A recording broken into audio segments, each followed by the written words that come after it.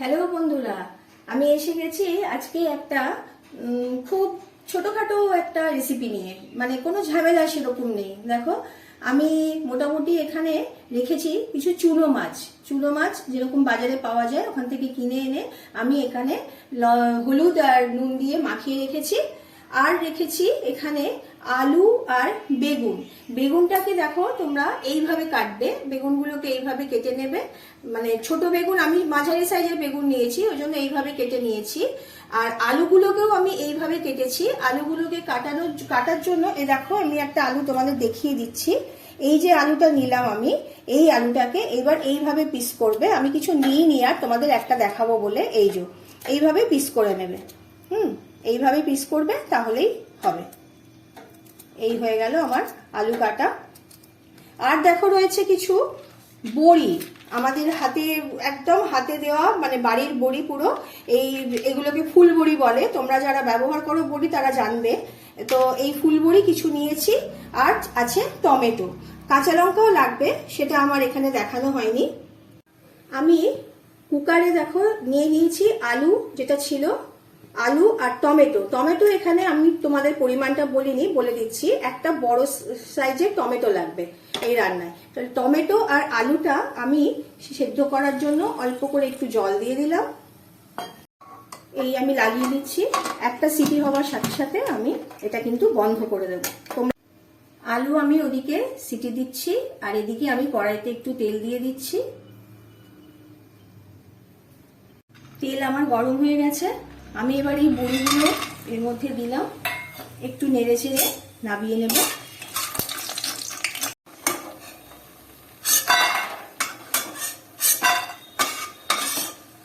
নাবিয়ে নিলাম বড়িগুলো।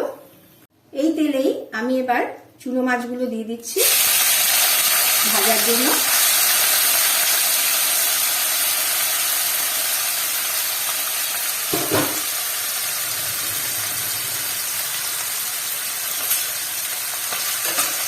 একটু ভালোভাবে ভেজে নিতে হবে।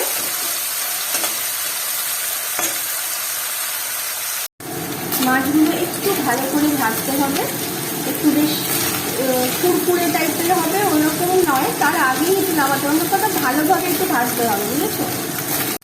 মাছ আমার ভাজা হয়ে গেছে। দেখো, মাছগুলোকে আমি এবার তুলে নেব। যে পাত্রে আমি তরকারি রাখবো সেই পাত্রটাই আমি নিয়ে নিয়েছি। সেই পাত্রতে আমি মাছগুলো ভেজে ভালোভাবে তুলে রাখলাম। এবার আমি মাছের তেলেতেই এই বেগুনগুলো দিয়ে দেবো। এখানে আমার তরকারির জন্য আমার প্রয়োজন মতো আমি এখানে 2টো বেগুন নিয়েছি মাঝারি মাপের।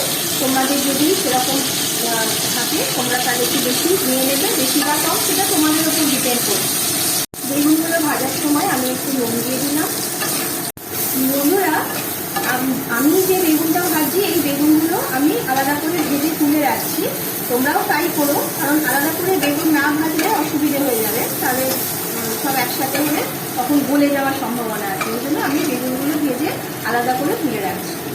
বন্ধুরা, আমার সবকিছু কিন্তু ভাজা হয়ে গেছে। আমার প্রথমে আমি বড়ি ভেজে নিলাম, তারপরে মাছটা ভেজে নিয়েছিলাম, তারপরে বেগুনটা ভেজে নিলাম। এগুলো আমার আলাদা করে তুলে রাখা আছে। এবার আমি কি করব, আলু যেটা আমি সেদ্ধ করেছিলাম সেই আলুটা আমি এখানে দিয়ে দিচ্ছি। আমি কিন্তু কড়াইয়ের মধ্যে কোনো তেল দিলাম না, কড়াইতে তোমরা খেয়াল করো, আমি কিন্তু কোনো তেল দিলাম না। আমি খুবই অল্প তেলে করার চেষ্টা করছি। তেল একটু দিতে হবে আমার পরে, যেহেতু কিন্তু আমি এখন কোনো রকম তেল দিলাম না। আর একটা কথা বলে রাখি, সেটা হলো এই রান্নাটা কিন্তু আমি সেদ্ধ করে নিয়েছি আলু। তোমরা যদি মনে করো আলু সেদ্ধ করবে না, তাহলে একটু তেল দিয়ে ভেজে নেবে, সেটা তোমাদের উপর ডিপেন্ড করছে তোমরা কি করবে। আমি কিন্তু আলুটা একটু সেদ্ধ করে নিয়েছি যাতে তেল আমার কম লাগে। আমি লঙ্কা দিয়ে দিলাম 5টা মতো আমার ঝাল অনুযায়ী। তোমরা লঙ্কাগুলো দেওয়ার আগে একটু চিড়ে নিও মুখের কাজটা। আলুটা ফুটছে, আমি একটু পরিমাণ মতো জল দিয়ে দিলাম। জলটা তোমরা একটু বুঝে দেবে, কারণ এটা একটু ঝোল ঝোল হয় তরকারিটা, তোমরা দেখতেই পাবে। একটু হলুদ দিলাম, আর দিলাম আমি একটু আখের গুড়। তোমরা প্রয়োজনে চিনি দিতে পারো। দেখো কত সুন্দর কালার এসছে তরকারিটা। এবার আমি দিয়ে দিচ্ছি, ফুটে গেছে দেখো। এবার আমি ভাজা বড়িগুলো দিয়ে দিলাম। বড়িগুলো যাতে গলে যায় সেজন্য আমি ঢাকা দিয়ে দিয়েছিলাম। এবার আমি বেগুনগুলো দেব, ভাজা যে বেগুনগুলো ছিল একটু নাড়িয়ে নিলাম। দেখো বেগুন আর আলু বড়ি সবই মোটামুটি ফুটছে। আমি এবার মাছগুলো দিয়ে দেব, ভেজে রাখা মাছগুলো।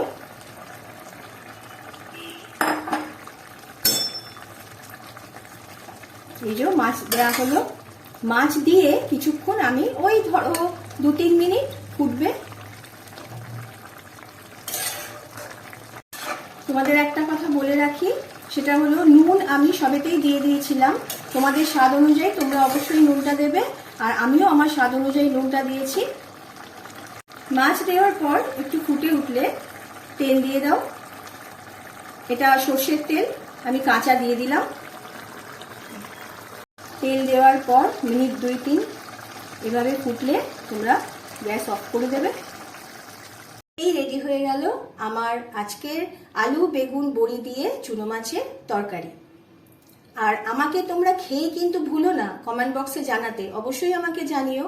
আর আজকে যারা নতুন আমার চ্যানেল দেখছো তারা কিন্তু আমার চ্যানেল সাবস্ক্রাইব করতে ভুলো না। টাটা।